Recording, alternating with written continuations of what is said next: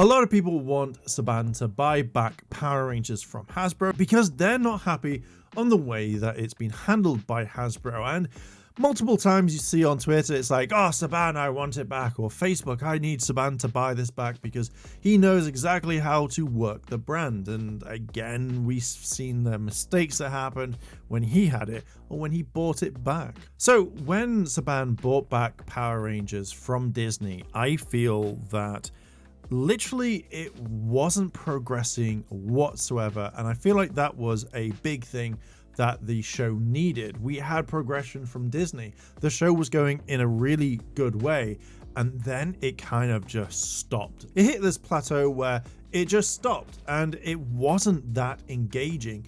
And when you kind of look at all the mistakes that happened through the Neon Saban era, you just kind of think, if he bought it back and it became the Neo Saban era again, what would change? And this is what I'm hoping that this video is going to explain about and how I kind of feel about it all. It's been confirmed that apparently each one of the Power Ranger universes was never really meant to kind of link in together. So back in the day, it used to be, here is this season, let's say Mighty Morphin season 3 Alien Rangers, then obviously they met the Zeo Rangers and it went on like that way. But apparently it wasn't meant to do this, during Samurai onwards.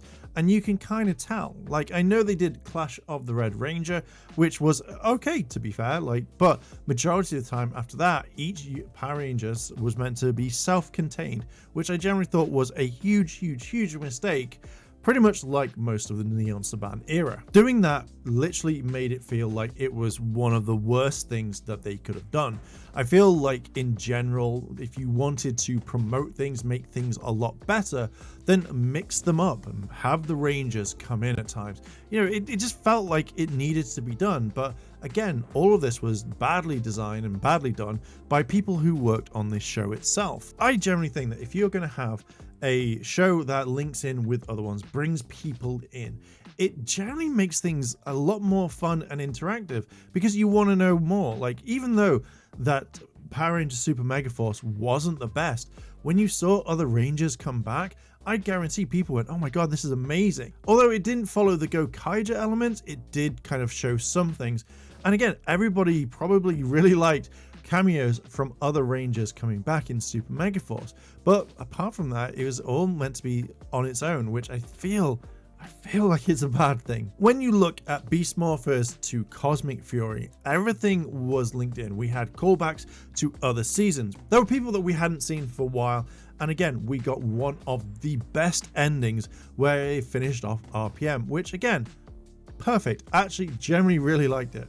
I generally think that Saban just didn't give a shit. I feel like he didn't want this connecting because either he was scared of good storytelling or generally was just really bored with a lot of stuff and was like, hey, I'm not going to deal with stuff. And I feel like that is one of the worst things you can have because, again, having everything connected properly, moving the show forward would have been great. Now, I do believe, and this is probably later on that I'll explain, but it's just popping up now.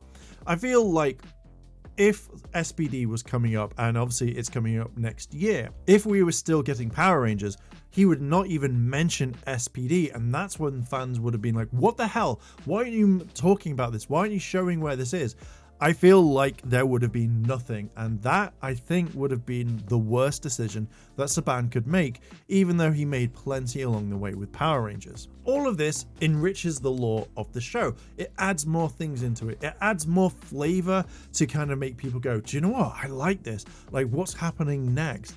I feel like also if he was in control of Cosmic Fury, things would be very different and we would not have had any kind of reference to any shows, and again, maybe some things would have changed, but in theory, I generally think that he would have messed it up, and I think Cosmic Fury is pretty decent, to be fair. If Saban controlled Cosmic Fury, I feel like we wouldn't have got Billy in there whatsoever. I also kind of feel like the last thing we would have seen would be a fart joke. We would have had tons of fart jokes, and to be fair, I didn't enjoy them all the way through the series, and I know other people didn't as well. But could you imagine that the last thing you hear is like Victor and Monty just storming on stage going, "Oh Victor, I haven't seen you," and then be like, "Ha!" and then that's it. and then they just run off, or at least the Rangers go Power Rangers and then someone farts and it's just like, oh, that was so funny, the kids would enjoy the good fart joke. I generally think that they would have just messed things up way too much on it. Now, if he still controlled it, I do feel like we would have got more episodes of Cosmic Fury, so things could kind of be a bit flushed out if we were going down that storylines, that obviously what we got in Cosmic Fury. But I generally kind of think as well, like some of it I don't know how Cosmic Fury would be very different under Saban's way, but maybe we would have had more planet exploration. Maybe we would have seen other Rangers, but I generally think we wouldn't have. Hell, if you can mess up Super Mega Force, then you generally just don't give a shit about other Rangers coming up. So yeah, there's that there. One thing I will say is I generally think we would have got literally the same thing from other seasons. We would have got half-assed stories. We would have got stuff that wasn't meant to be in there. We would have got more fart jokes. I mean, look at all the seasons from Neo Saban and just kind of think that's literally what we would get. And effectively, it would be probably 2 seasons, so this would carry on until, what, say 2024? I generally don't think it would be the best. When reading the Power Rangers visual novel, which I highly recommend if you get a chance to look at it or read it, it's very good. It has a lot of information.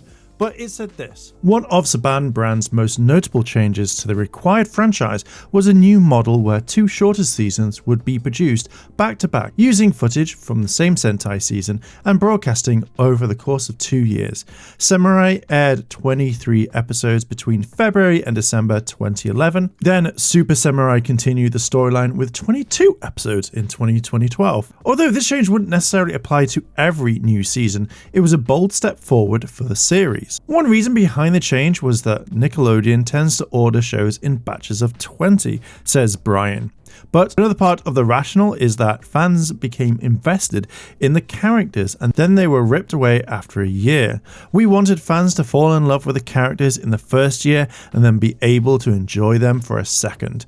This was a noted variation in the strategy from changing up the cast 1 year. Another driving factor was the challenge faced by toy retailers, who had been struggling to sell stock in related to a specific season before the next season began. If the new season Zords were dinosaurs and the retailers still had the previous season Zords on the shelves, they simply could not change it out and sell it through quick enough, explains Joel. By keeping the same themes, Zords, weapons, cast, and morphers over the course of 2 years, the show would give licensees and retailers a larger window to sell stock before switching to the new product. For viewers and the licensees and the retailers, it was just a great way to refresh the property. Joel continues. So every 2 years became a rule of thumb for a Power Rangers season. We got 2 years of the same Rangers, and I feel like this was a bad thing, and keeping this in mind, it doesn't kind of work. It sounds great on paper, don't get me wrong, but when you have the same set of Rangers for literally 2 years, it kind of gets stale. So this is where we bring Megaforce and Super Megaforce into it, because I know a lot of the fandom hates it. Now, I don't mind the actors, I only pretty much like maybe 2 of them, but I know a lot of people really don't like the cast in general. So when they mention that they have 2 years to connect to these Rangers, to fall in love with them, to love whatever they do, what happens if you don't like them and you can't stand a certain team? Like, if you don't like the Super Megaforce cast, you're going to kind of tune out. You're not going to watch the show at all, are you? You're just going to be like, I'll wait. And waiting for 2 years to move on is a huge thing. You're not going to sit there for 2 years and watch the same cast that really annoys you, are you?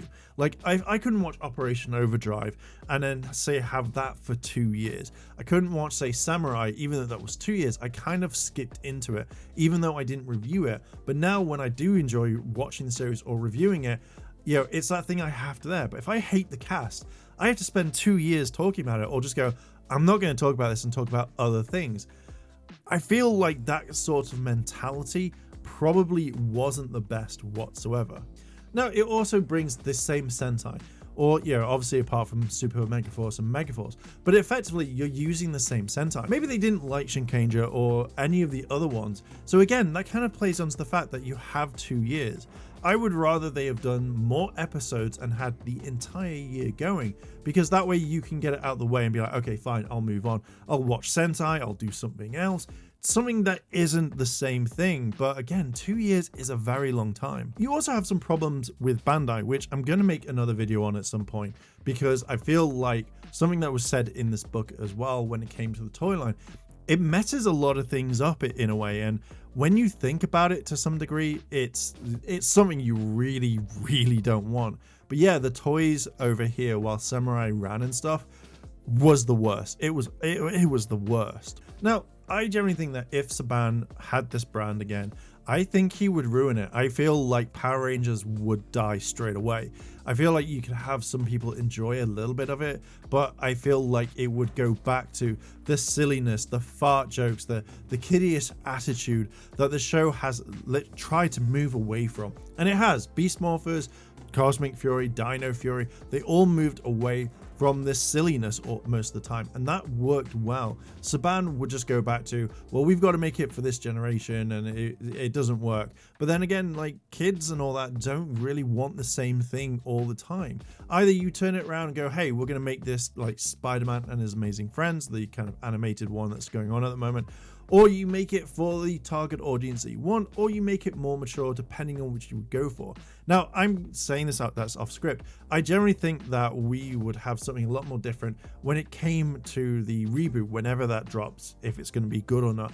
And I feel like if it doesn't work there, hell, it can't work anywhere. I feel like my main kind of criticism for Saban would be that he just wouldn't move it forward. It would just be like, hey, you've got all these events that are going on in the Ranger world. Let's just push that under the rug. Don't even talk about it and just move on. Again, as I said, SPD would happen, and I don't think anyone would talk about it. I don't think you'd hear anything, not even references whatsoever. And even if you did, I feel like he would turn around to the writing team and go, take that out. I don't like that. Please do not reference anything from previous seasons.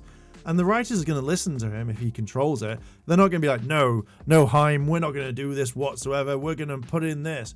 And he would just go, nah, shutting that down straight away. I think that when we had Samurai moving forward, it felt really stale until Hasbro stepped in and changed a lot of things. And when you have a thing that is completely stale, you lose your audience.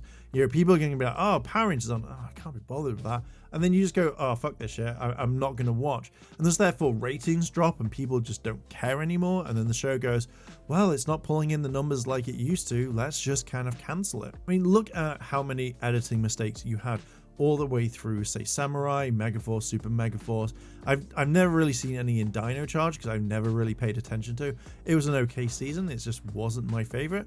But when you look at certain like editing mistakes and little things that are out of production or out of like kind of like out of broadcasting ways, you just kind of think, why are you even doing this? Why don't you take this brand seriously? And I think Saban just wanted money. Now, apparently sales were up, and we will talk about that in other videos, but I feel that people would just drop this faster than anything.